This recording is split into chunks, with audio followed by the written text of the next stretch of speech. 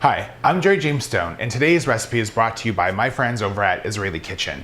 I'm going to show you how to make a delicious, spicy strawberry and avocado pico de gallo. Now, why didn't I just say salsa? Well, I'll explain that in a bit. Let me show you how to make this delicious pico de gallo first.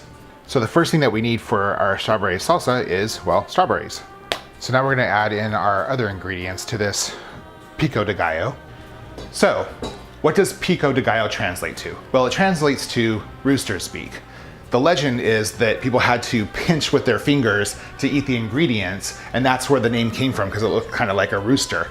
I don't know if that's actually true or not. I kind of feel like it's not, but they didn't have tortilla chips at the time. Tortilla chips were invented in the 1950s in Los Angeles, which is very much not Mexico. So how they ate it before that, or how it got its name, I don't really know. What I do know is that this salsa is super tasty. So let's get back to making it. Add in some chopped red onion, some chopped cilantro, and some sea salt. Now I'm gonna add in some fresh lime juice. I'm doing everything before I add in the avocado because the avocado likes to get kind of mushy.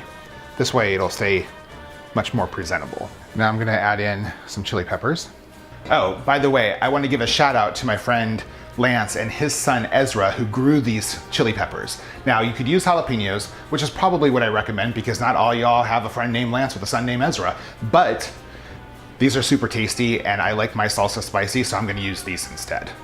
And now, like I said, I'm gonna mix everything together before I add in the avocado because this isn't guacamole and I don't want it to get all mushy. So I wanna combine all these flavors without having to overmix the avo and making it all mashed up.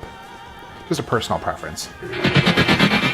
And now I'm gonna add in my avocado.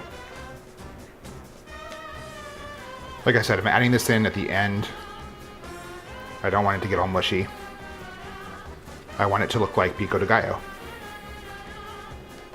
And I can smell the heat from those peppers. Thank you, Ezra. It's gonna make some delicious salsa. And there we have our strawberry avocado pico de gallo. It looks so good. And I can tell you, it tastes just as good. I think you're gonna love it. And that's all there is, right? Not too hard. A little bit of chopping, but hey, you learned a few things about salsa, you learned a few things about tortilla chips, and you got a delicious recipe. Be sure to go over to israelikitchen.com and check out more recipes from yours truly. And also, there's some other people that have some creative, delicious recipes there too. So check those out. I think you're really gonna like them. If you like this video, give me a thumbs up. Drop a comment below if there's something that you wanna see. And hey, subscribe if it's your first time watching. I'll see you next time.